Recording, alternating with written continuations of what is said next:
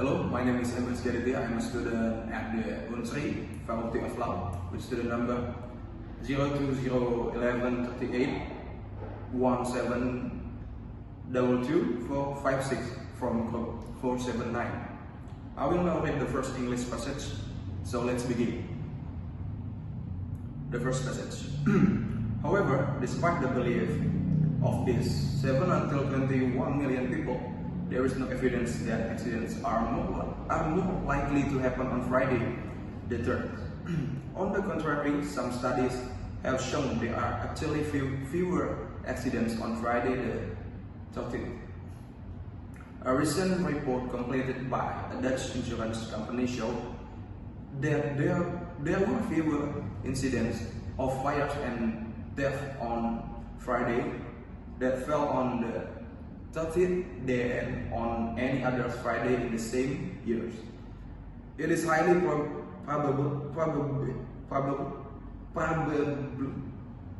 that this reduction in accidents owes itself to the fear of Friday the 13th itself. If people are more cautious on Friday the 13th, then there are likely to be fewer accidents. If then there is no significant evidence that Friday the 13th is any more dangerous than any other day of the year, why do Friedrichs K. de Jacobus remain convinced of its unlikeness, while the historical or folk tradition discussed earlier may have something to do with this belief?